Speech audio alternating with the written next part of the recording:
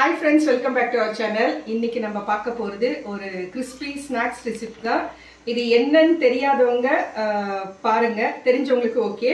இது வந்து lotus stem. So இதுல தான் வந்து நம்ம இன்னைக்கு வந்து ஒரு கிறிஸ்பியா ஒரு டேஸ்டியான ஒரு ஸ்நாக்ஸ் ரெசிபி செய்ய போறோம். சோ எப்படி செய்யறதுன்னு பார்க்கலாம். ஃபர்ஸ்ட் இது வந்துட்டு एक्चुअली இது வந்து ஒரு 250 கிராம். இந்த ஒரு ஸ்டெம் வந்து 250 கிராம். இதனுடைய ரேட் வந்து கேஜ் வந்து 200 rupees ன்னு சொன்னாங்க.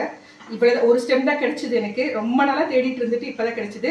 ஸோ இது மட்டும்தான் வந்து வாங்கிருக்கோம். பட் இதுவே வந்து நிறைய வரும், ஒரு 4 பேர் சாப்பிட்றதுக்கு இருக்கும். ஏன்னா மெலிசா தான் நம்ம கட் பண்ண போறோம். ஸோ எப்படி செய்யறதுன்னு பார்க்கலாம் வாங்க. ஸோ இது ஸ்டெம்மு மட்டும் நம்ம வந்து ரெசிபி பண்ணுறதில்ல, இதில் வந்து சீடு கூட வருது. ஸோ அதை கூட நிறைய வந்து ஸ்நாக்ஸ் ரெசிபி பண்ணுறாங்க. நார்த் இந்தியன்ஸ்லாம் அது வந்து பிரசாதம் மாதிரி வந்து சாமிக்கெல்லாம் வச்சு பூஜை பண்ணுறாங்க. ஸோ இது வந்து இந்த எண்டு வந்து நம்ம கட் பண்ணிக்கலாம். கத்தி வந்து கொஞ்சம் ஷார்ப்பாக இருக்கிற மாதிரி எடுத்துக்கோங்க. ஸோ இது வேஸ்ட்டு, அவ்வளோதான். இதில் வந்து நீங்கள் ரவுண்டாக வந்து ஷேப்லேயும் எடுக்கலாம். கிராஸ் கட் பண்ணிங்கன்னா ரொம்ப அழகாக இருக்குது. அதான் இந்த 2 எண்டையும் எடுத்துடலாம். பாருங்க எப்படி இருக்கு பாருங்க. ஸோ நீங்கள் இப்படி பண்ணிங்கன்னா ரவுண்டாக ரொம்ப சின்னதாக இருக்கும். கிராஸ் கட் பண்ணிங்கன்னா ரொம்ப அழகாக இருக்குது ஷேப்பு. இதை நீங்கள் வாங்கிட்டு வந்தாலும் வந்து உடனே பண்ணிடணும். 1 or 2 டேஸில் செஞ்சிடணும், இல்லைனா வந்து கலர் சேஞ்ச் ஆகிடும். இது அவங்களும் வந்து தண்ணியில் தான் வச்சுட்டு இருக்காங்க. நீங்கள் வாங்கிட்டு வந்தாலும் வந்து ஒரு பக்கெட்டில் தண்ணி ஊற்றிட்டு அதில் வந்து வைங்க. செய்கிற வரைக்கும் வெளியிலலாம் வைக்கக்கூடாது, அதே மாதிரி ஃப்ரிட்ஜ்லேயும் வைக்கக்கூடாது. இது மேலே வந்து இது மாதிரி கருப்பாக இருக்கு இல்லையா, நம்ம வந்து இந்த மாதிரி தோல் சீவிர மாதிரி சீவி எடுத்துக்கலாம்.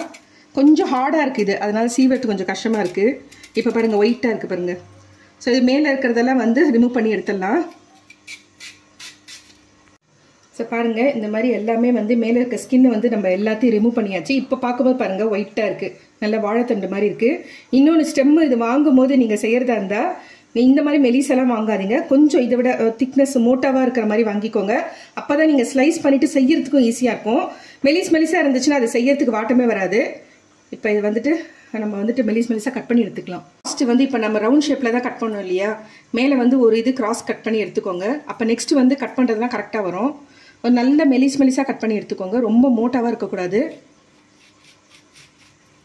ஸ்டெம்முன்றதுனால ரொம்ப திக்காக இருக்குது. இங்கே பாருங்கள், ஆக்சுவலி இதுவே வந்து சின்ன சைஸ் தான். இந்த மாதிரி எல்லாத்தையும் கட் பண்ணி எடுத்துக்கணும்.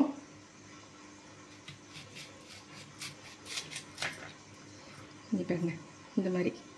ஸோ இது எல்லாத்தையும் நம்ம கட் பண்ணி எடுத்துக்கலாம். ஸோ பாருங்கள், இந்த மாதிரி எல்லாம் கட் பண்ணி எடுத்தாச்சு. ரொம்ப அழகாக இருக்குது பார்க்குறதுக்கு. இது வந்து குழந்தைங்க உண்மையிலே லைக் பண்ணி சாப்பிடுவாங்க. ஃப்ரைம்ஸ் மாதிரி இருக்குது பாருங்கள், அது ஷேப்பெல்லாம் வந்து. ஸோ இதனுடைய பெனிஃபிட்ஸும் நான் வந்து சொல்கிறேன். இது வந்து கேலரிஸ் வந்து low calories. So weight loss பண்ணணும்னு நினைக்கிறவங்க வந்து இதை வந்து எடுத்துக்கலாம். அதே மாதிரி விட்டமின்ஸும் மினரல்ஸும் வந்து ஜாஸ்தியாகவே இருக்குது. இது அதே மாதிரி வந்து குக் பண்ணுறதும் ரொம்ப ஈஸியாக இருக்கும். மெட்டபாலிசம் வந்து இன்க்ரீஸ் பண்ணும். உடம்புல இருக்கிற கெட்ட தண்ணி, அதாவது நச்சு தண்ணியெல்லாம் வந்து இது சாப்பிட்றதுனால வந்து வெளியேற்றும். ஏன்னா இது வந்து ஒரு நீர்ச்சத்து, தண்ணியில் தான் இருக்கிறதுனால நீர் சத்து ஜாஸ்தி இருக்குது. ஸோ அதனால் உண்மையிலேயே ஹெல்த்துக்கு வந்து ரொம்ப நல்லது. அதே மாதிரி யார் சாப்பிடக்கூடாது அதையும் சொல்கிறேன். ப்ரெக்னெண்ட்டாக இருக்கவங்க சாப்பிடக்கூடாது. பிரெஸ்ட் ஃபீட், அதாவது தாய்ப்பால் கொடுக்குற லேடிஸும் வந்து சாப்பிடக்கூடாது.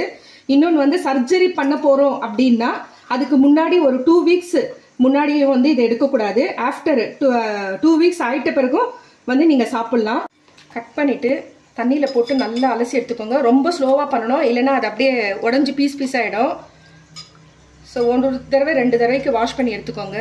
ஸோ இப்போ வாஷ் பண்ணி தண்ணி நல்லா ட்ரை பண்ணி எடுத்தாச்சு. தண்ணி நிறைய வேண்டாம். இதுக்கு வந்துட்டு ஒரு 2 ஸ்பூனுக்கு வந்து நம்ம கார்ன்ஃப்ளவர் சேர்த்துக்கலாம்.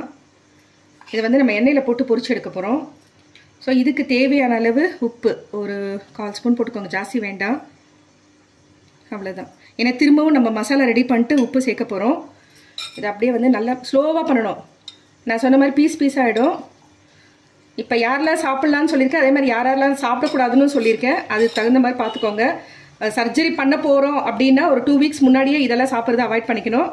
அதேமாதிரி சர்ஜரி பண்ணதுக்கப்புறம் ஒரு 2 வாரம் கேப் விட்டுட்டு அதுக்கப்புறமா சாப்பிட்லாம். தாய்ப்பால் கொடுக்குறவங்க கண்டிப்பாக சாப்பிடக்கூடாது. அதே மாதிரி ப்ரெக்னெண்ட்டாக இருக்கவங்களும் சாப்பிடக்கூடாது. சரி, நம்ம ஸ்டெம் இது வந்துட்டு ஜாஸ்தி இருக்குது, அதனால் இன்னும் கொஞ்சம் 2 ஸ்பூனை வந்து ஆட் பண்ணிக்கலாம்.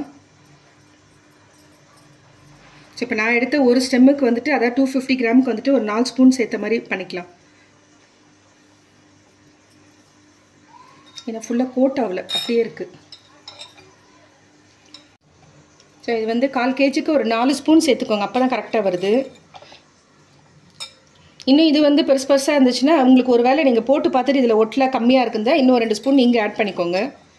அவ்வளோதான். இப்போ ரெடி ஆயிடுச்சு. நம்ம எண்ணெயில் போட்டு பொரிச்சு எடுத்துக்கலாம். இது செய்கிற நேரத்தில் நான் கடாயில் எண்ணெயும் ஊற்றிட்டு எண்ணெயும் காஞ்சிடுச்சு. எண்ணெய் காஞ்சிடுச்சு. நம்ம இது போடுறதுக்காக வந்து எண்ணெய் இது கடாய் வந்து லோ ஃப்ளேம் பண்ணிக்கலாம். ஏன்னா நம்ம போடுற வரைக்கும் அது அப்படியே தீய ஆரம்பிக்கும். ஸோ மொத்தமாக அப்படியே போட்டிங்கன்னா ஒன்றோட ஒன்று ஒட்டிக்கும். ஸோ ஒன்று அப்படி சேர்த்துக்கோங்க. இது கடலை எண்ணெய், அதனால் வந்து உங்களுக்கு நுரையும் வரும். இப்படி ஒன்று பிரித்து விட்டுக்கோங்க. கொஞ்சம் டைம் எடுக்கும், ஏன்னா ஈரப்பதம் இருக்கு இல்லையா, இது ஸ்டெம்முன்றதுனால. இப்படி ஒன்றா பிரித்து விட்டுக்கோங்க. நல்லா கிறிஸ்பாக வரணும். இது உங்களுக்கு எவ்வளோ முடியுதோ அவ்வளோ சேர்த்துக்கோங்க. எனக்கு நான் வந்து 2 பேட்ச் போடணும். இப்போ பாருங்கள், நம்ம போட்ட எல்லாம் வந்துட்டு மேலே வர ஆரம்பிச்சிட்ருக்கு.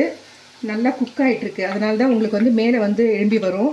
ஸோ இது வந்து திருப்பி விட்டுக்கலாம் நம்ம. இப்போ பாருங்கள், ஒன்றா போட்டு கூட அது போயிட்டு ஒட்ட ஆரம்பிச்சிருக்கு. ஸோ பிரித்து விட்டுக்கோங்க. அப்படியே கொஞ்சம் டைம் எடுக்கும் இது, ஏன்னா ரோஸ்ட் ஆகிறதுக்கு. ஸோ நல்லா வெந்துட்டதுனால தான் இப்படி மேலே வந்துடுச்சு. இப்போ நம்ம எடுத்துடலாம்.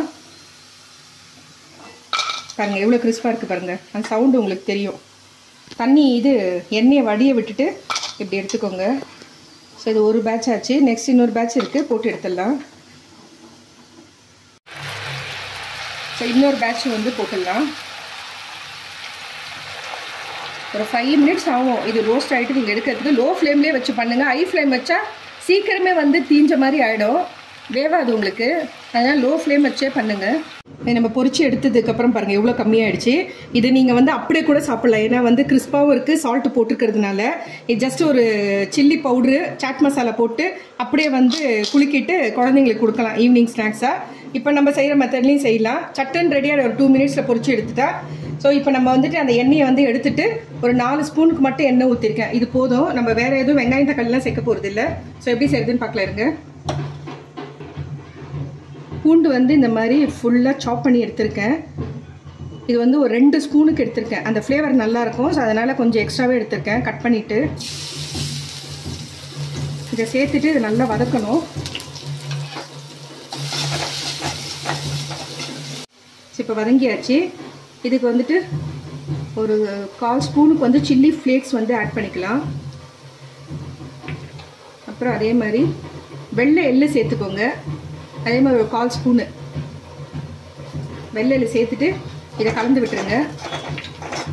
லோ ஃப்ளேம்லேயே வச்சு பண்ணுங்கள், எதுவுமே வந்து தீயாமல் பார்த்துக்கோங்க. ஸோ இதுக்கு தேவையான அளவு மசாலாவுக்கு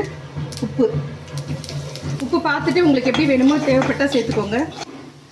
ஸோ அதே மாதிரி ஒரு 1/2 ஸ்பூனுக்கு ஊற்றுங்க சோயா சாஸு.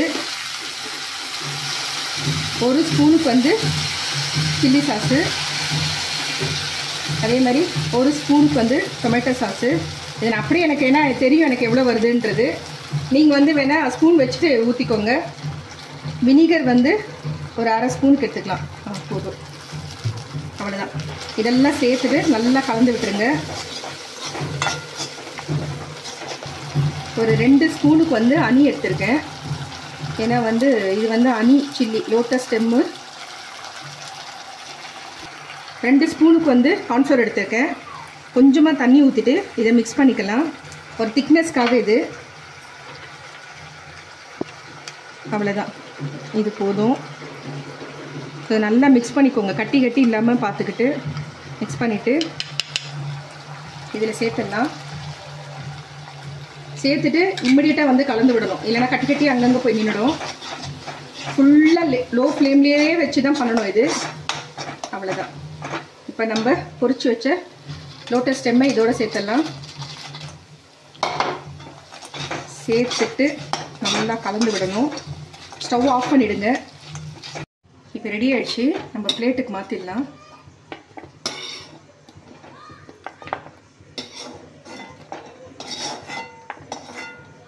இது ஆக்சுவலாக நான் வந்து ஃபஸ்ட்டு சாப்பிட்டது ஒரு ரெஸ்டாரண்ட்டில் தான் சாப்பிட்டோம். இவ்வளோ தான் இருந்துச்சு. இதை விட கம்மி தான். ஒரு பவுலில் வச்சுட்டு 400 ருபீஸ் சொன்னாங்க.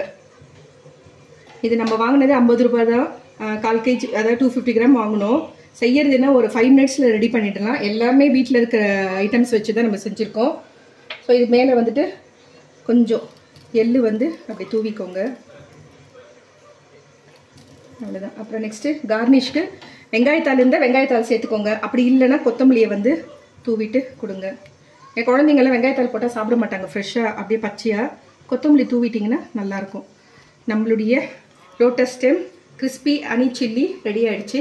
ஸோ எப்படி இருக்குதுன்னு சொல்லிட்டு டேஸ்ட் பண்ணலாம். ஸோ எப்படி இருக்குதுன்னு சொல்லிட்டு டேஸ்ட் பார்க்கலாம்.